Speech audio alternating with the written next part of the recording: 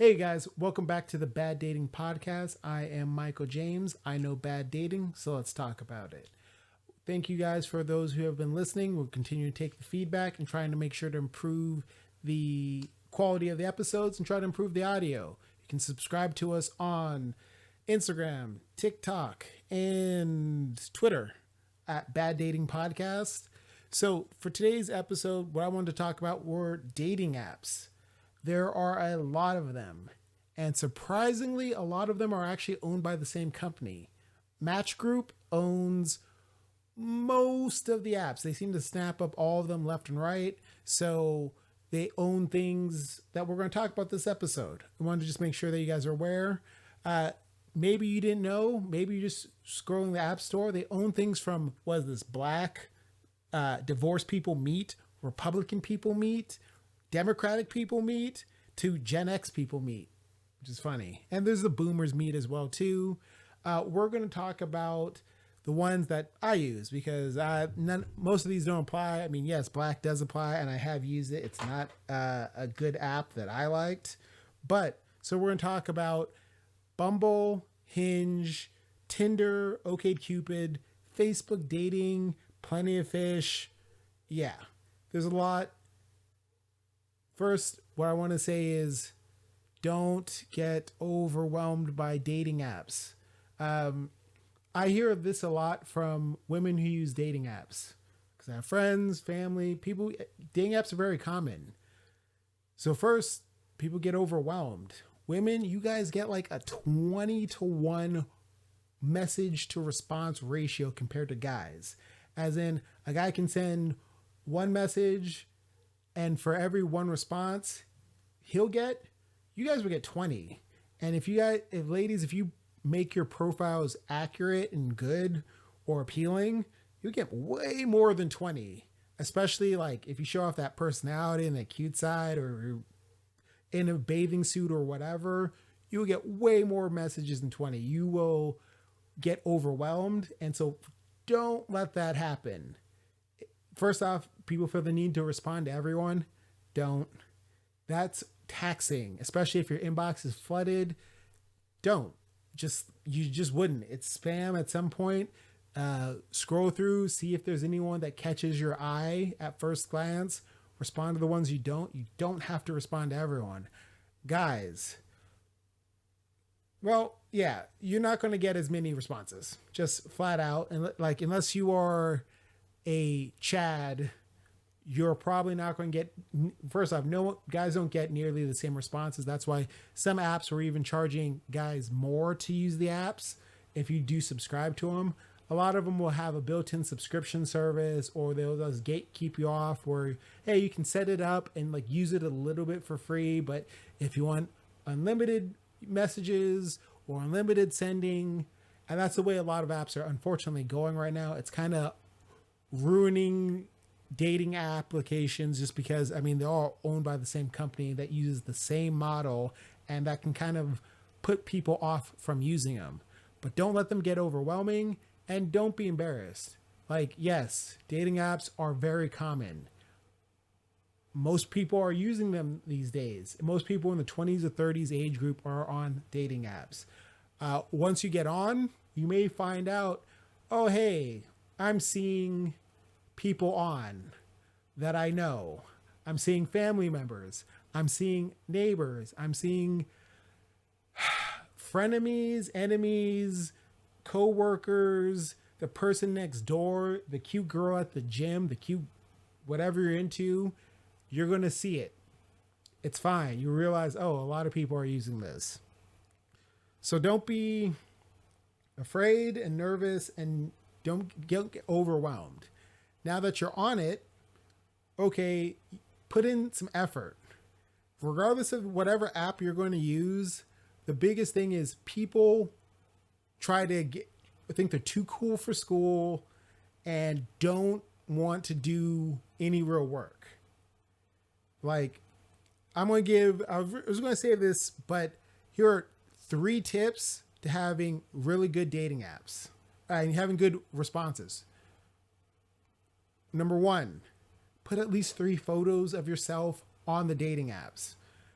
Ideally, at least one that shows full body. Again, don't just do, ladies, don't just do cleavage and up. Guys, don't just have sunglasses and a hat or, and just a weird, awkward shaped headshot. And also, number two, try to just take the time and fill, like I said, fill out your profile accurately. If you have kids, say you have kids. There's nothing wrong with that. But I saw in a group where someone pretty much kind of felt that they got catfish because a photo showed that a guy had a kid and he said it was his niece. And then it turns out it's his daughter. So the girl was immediately put off by that.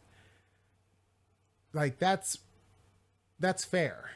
If you smoke, don't put that you don't smoke. Just go through. Like, put the effort you put in is the effort you're going to get out. So if you're like, oh, okay, cool, I don't want to do this. It's just like, yes, it will show and you'll be unhappy with the results. So third tip, use them. If you sign up, just take the time to use it. Fine. There used to be an app where it's like, I think it was only on Thursdays that you could swipe or meet people. Because that like forced people to come around at that time. And that's the thing is like, okay, cool. You'll talk to someone. Oh, they seem nice. They seem great. Oh, I don't really use this that much. When they respond back in a week will be the response. Take the time. Like, no, the more, like I said, the more effort you put in, the more effort you'll get out. And then if you don't really want to be on the app, use it as it was intended as quickly as possible. So that way you can be done with the app. So let's talk about Bumble.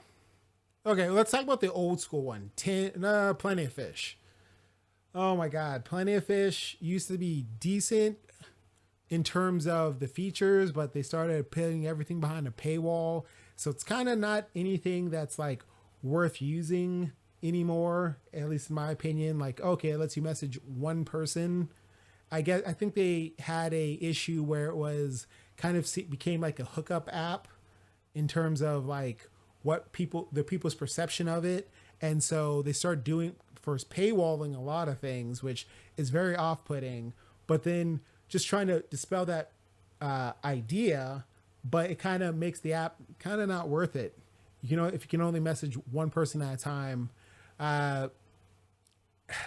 Yeah, that used to be way more popular 10 plus years ago, and now it's kind of fallen off just because there was a lot more of a negative stigma on that app. Some people still can tell you about it. It's like, oh, I used to use that all the time. Yeah, and it's not as good as much. The next one that was rise in popularity after that was Tinder. The rise of swiping culture. Hey, I see someone I like, or I see someone, do I like them? Swipe right. Do I not like them? Swipe left. That's really easy. Other apps started taking that feature because it's easy. And then you can just save yourself some time versus, okay, cool, I need to search. And it'll try to show you things in an algorithmic feature to gain your interest and try to keep you swiping and try to keep you interested. That too also became known for hookups. And so it kind of really fell out of favor, except for hookups.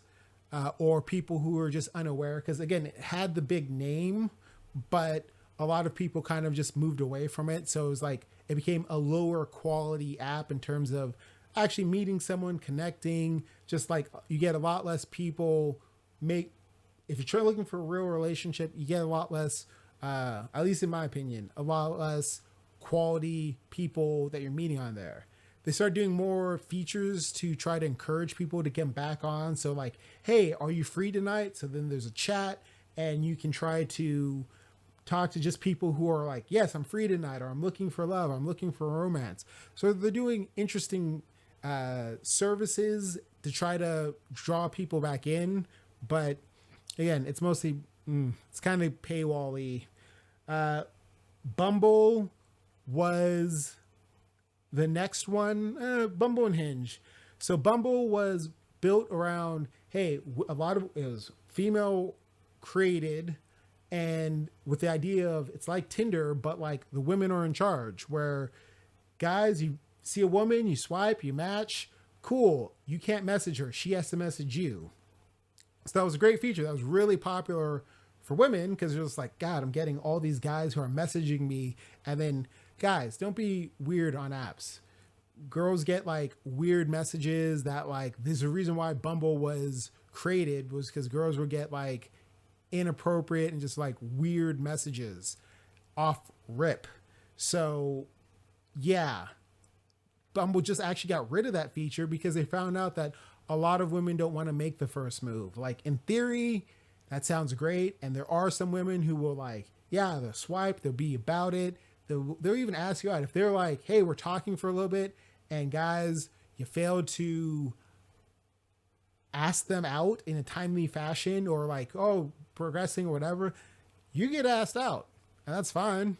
But they got rid of that. They're getting rid or they've reduced that feature just because they found out a lot of women don't want to make the first move. And some women will even put that in their profile. And that's why they even were doing like these canned responses, which I never liked because, oh, these canned at questions that like, if you ever have matched with me and you send me some, before that, if you just send me some cut and paste thing, I just would ignore it. And I would just say like, oh, hey, how's it going? Because it was like very low effort. So yeah, Bumble, actually, I'm a bigger fan because it seems like there's like sometimes more people who are have a drive or ambition or just like more professionals. Yeah, there we go.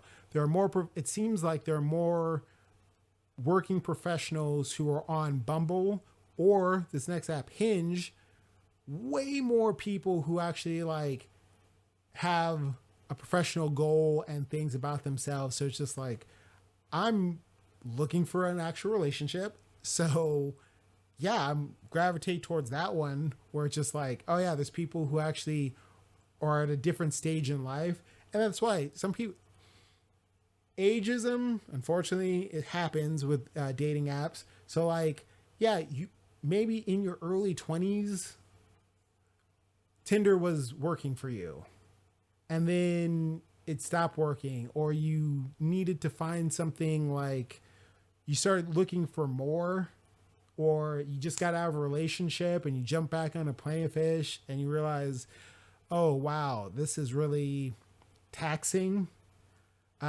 So it's kind of finding the app that like works for your group. Sometimes people make the mistake though, especially because Match Group has so many apps that try to feed so many different segments of the population that they go super specific. These days, a lot of people really want someone who like mirrors exactly what they believe. And then there's really no room for growth. And so that's kind of the problem with these apps is that, yes, you could go to Christian Mingles or Farmer's Match or whatever these apps are that are really specific, and then you kind of leave no room for romance.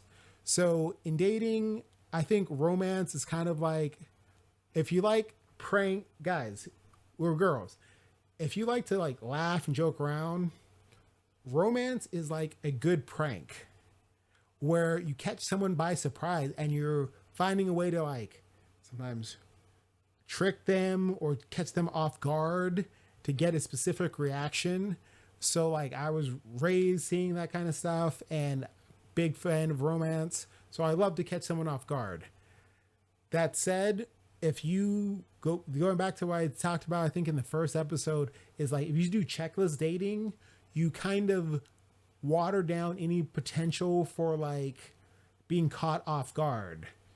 And that's kind of why a lot of people have actually moved away from dating apps. And there's been a bigger push to like go back to just meeting people through events, because these apps, since they're owned by the same companies, you start getting the same monetization features, or then you start seeing some of the same people. I've seen some of the same people of like, wow, I got out of a relationship this year. Cool. Hop back on apps, and you immediately see some of the people that you saw when you got before you got off of an app, or cut back to like 5 years ago or 10 years ago. And what makes it worse is when you see those people with the same photos up.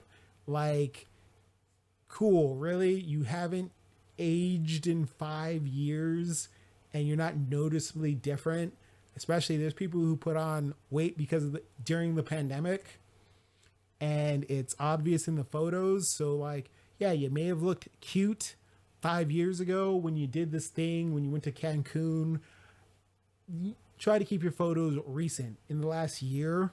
Seriously, you can just take a selfie. And also, let me cover this. If you do not know how to take a selfie, because some people don't, I don't know how, especially when there's so many selfies are everywhere. But people take a lot of weird selfies. If you hold your phone up to your face and it is parallel, like you're talking on a Zoom call, this is not a good selfie.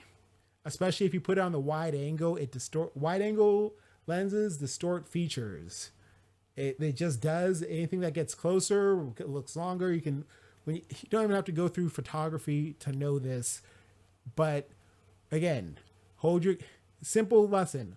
Take your phone, depending on what way you use it. Like some people love portrait where it's long wise pointed up, or landscape where it's long wise on the horizon. And hold your camera out in front of you, pointed at you, of course.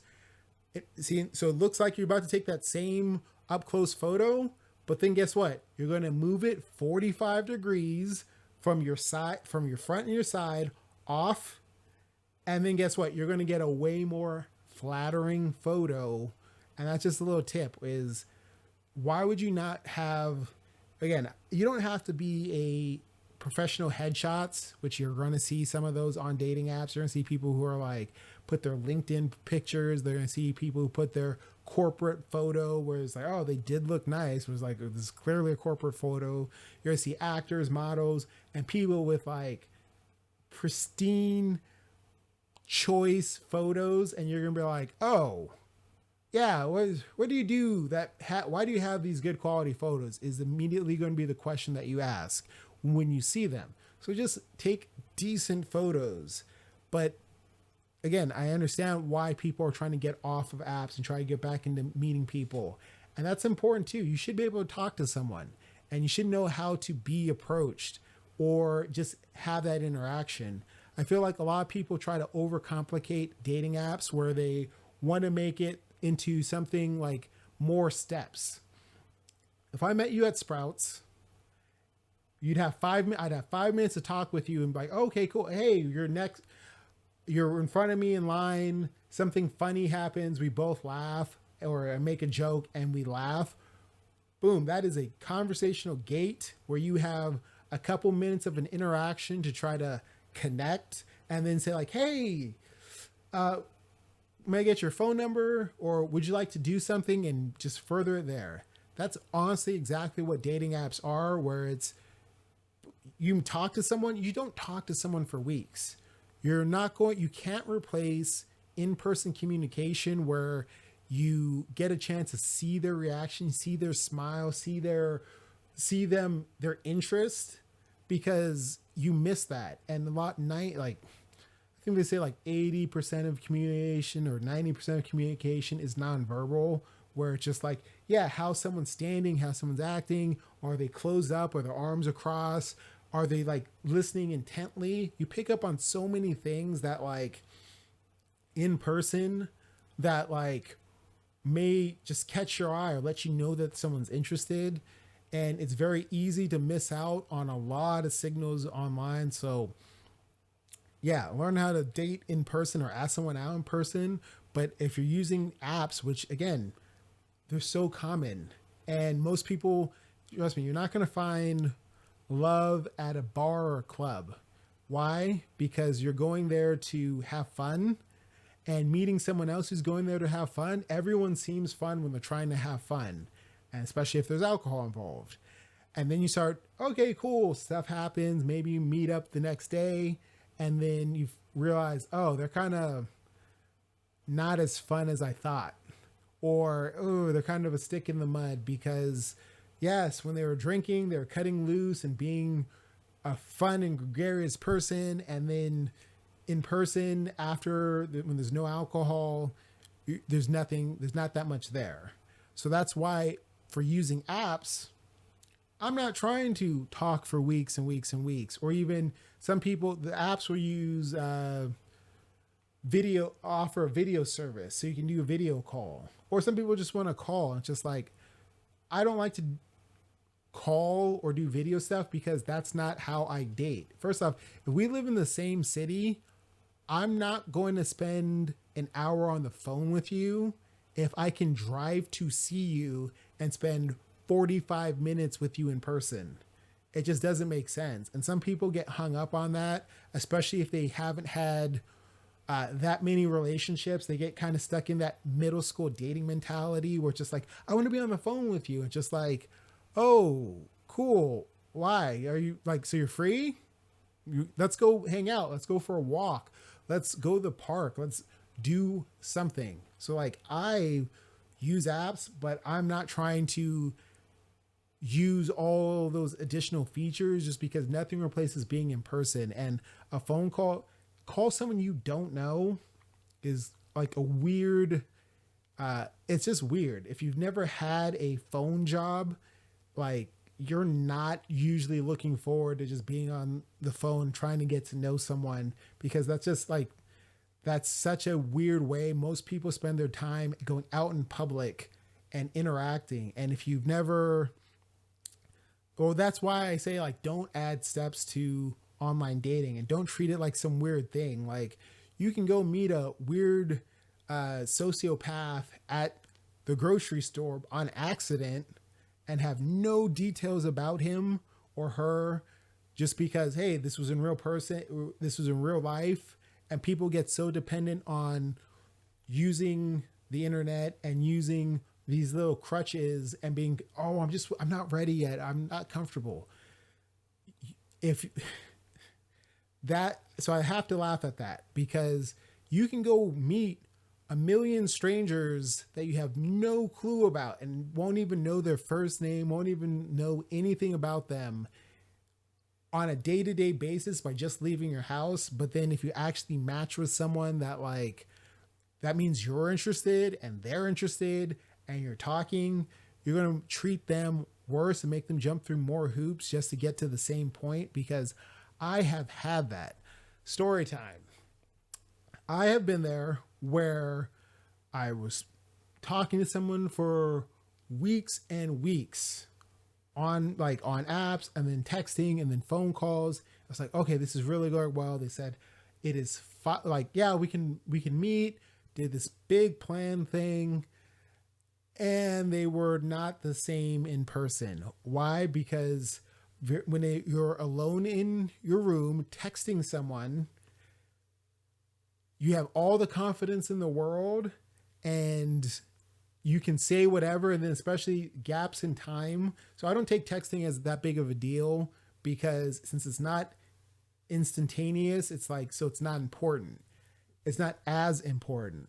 So it's easier to be funny. If you give me 5 minutes to come up with a joke, cool, I can come up with a pithy joke that's just like, ooh, zing, got it.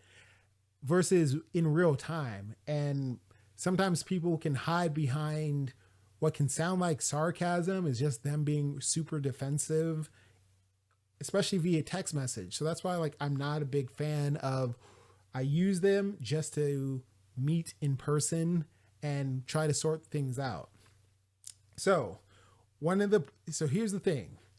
So you're going to start using dating apps. You're going to start like, all right, mate, you're dealing with this headache. Understand, if you met someone on a dating app and you had interest in them, that 9 times out of 10, that means someone else had interest in them as well. So until you guys are together and you talk about things, and unfortunately these days people do not like to talk about dating and their situations because people get really defensive. You'll find out, oh, the old stereotype used to be a guy would have a roster of girls that he was seeing and the girl just had no other options and stuff. And that was the old stereotype. You will find a lot of women who will also have rosters, or like substantial rosters.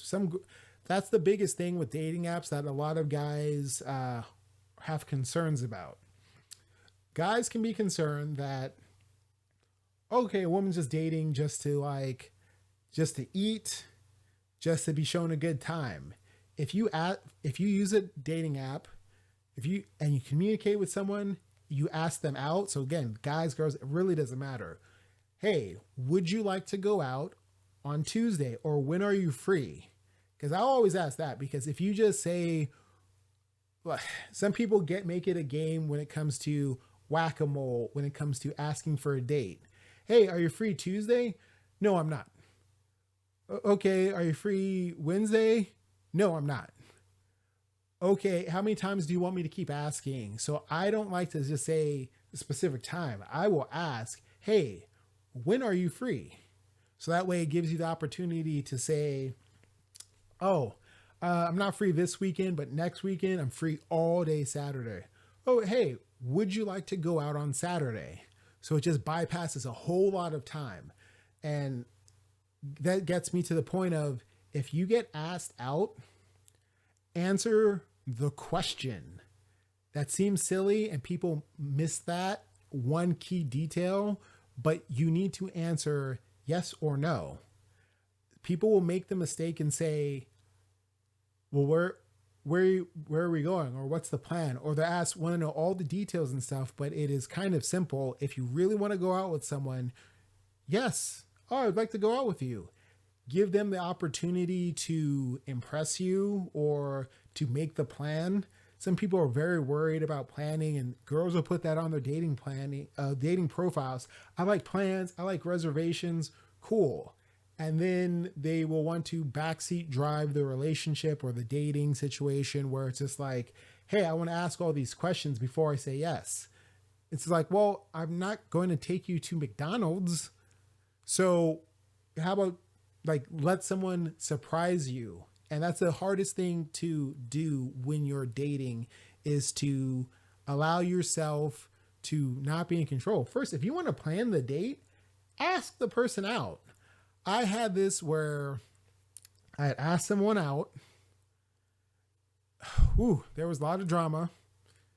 And I'll go into the drama too in another episode, because that can be its own 3-part series. But so when they were finally agreed, we were trying to work out a place, and then they started backseat driving, was like, it needs to be here, and under these conditions. And it's, hey, maybe that's worth it to you. Maybe that's a decision you're willing to make. But if someone also just caused a lot of drama, and you're still extending the invitation to go out and date, to go out on a date, yeah, you don't start dictating. That's a weird thing. So that situation didn't work out. But that's why, be open to letting someone have the chance to surprise you. If you say, hey, I like plans, and you let that person is aware, let them go. Let them do their thing to try to win you over. A lot of people, unfortunately, after they had a big heartbreak or some heartbreaks, they try to do their best to plant their feet and make sure that they're never surprised again in any capacity. And so it kind of ruins romance. You have no opportunity to be swept off your feet if you're always low squatting and trying to avoid ever getting nope, I need to know every detail. Why do you need to know the restaurant's name? First off, if you said, hey, I love Italian food, I always like to try to find out what someone's preferences are, and early on, or some people say I'm an adventurous eater, I eat anything. Cool. I won't ask further. I was just hey, ask them out. Cool. Send reservation details and stuff, and just make a command decision, just because it saves a lot of time. And a lot of people can appreciate that, where it's just hey, I didn't have to plan. They didn't have to plan. They didn't have to stress. They didn't have to worry. I mean, with my ex, the way I asked her out, I was just hey, I'll take you out. Cool. we're gonna get dolled up. Here's the reservation for Friday, and it was at like Pioli's. Boom, that was simple. She appreciated it. And I was like, oh, and hey, by the way, you can wear heels. And I said this because I know that with her being on the tall side, sometimes someone who's very tall thinks that the guy might get self-conscious. Like, I'm 6'1", so I'm tall. She was taller than me without heels. And I was like, hey, just so you know, you can wear heels because I'm comfortable myself. That's fine. She literally showed that she appreciated that.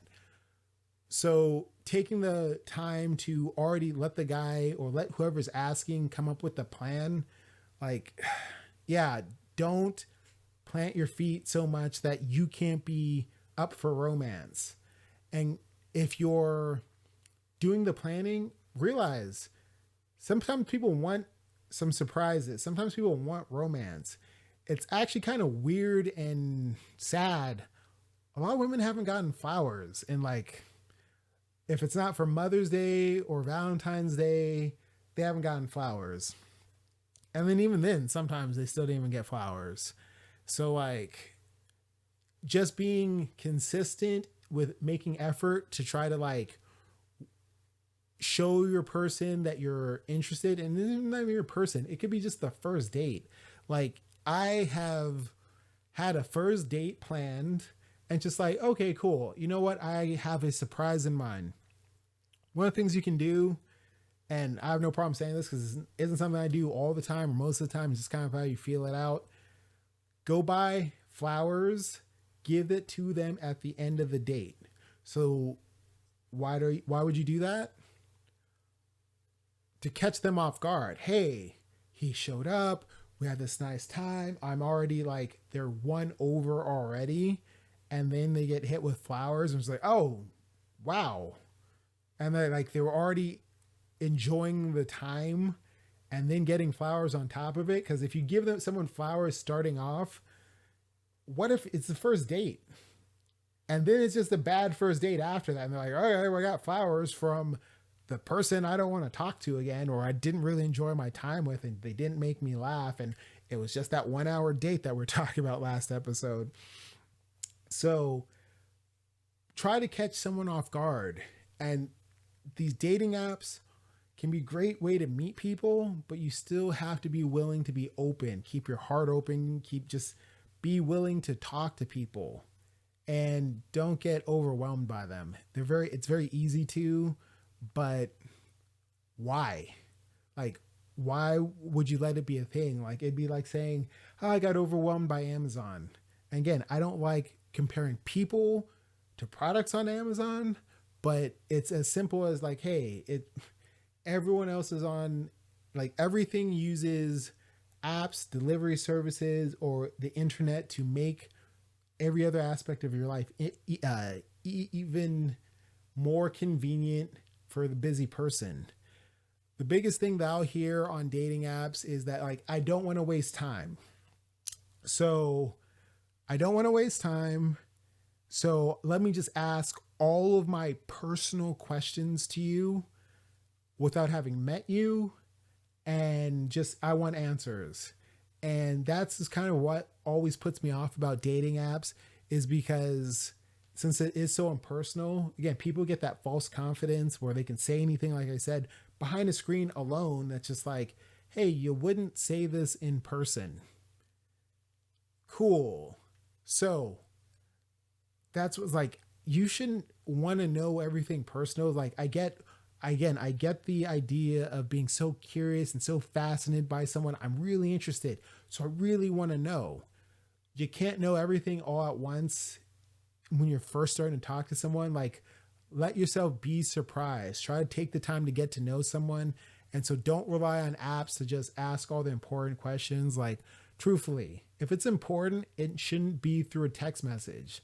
Like, for me, the priority is in person, time together talking, to deal with everything important. And then anything that's kind of urgent but can't be in person, then it's phone call or video call.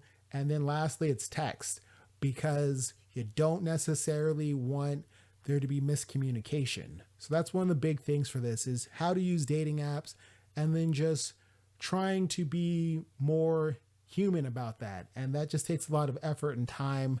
And yeah, unfortunately, when you get good at dating apps, you learn that. And I'm sad that I had to like take the time to get good at this. I would have loved to just find someone and then just be off apps, but here we are, I'm back on them. But hopefully you can take some of what I said to learn, like, hey, apps aren't that weird, and maybe I just need to, like, maybe you just need to be open to fully taking the time to invest in them, because the more effort you put in, the more positive results you're going to get out and quicker, and then you can just be off of them, and then you can just be enjoying your time with your special person. So that's it for me this week, or that's for me this episode. Please take the time to comment or like, or even hit the dislike button if you didn't. I'm always open to hearing feedback.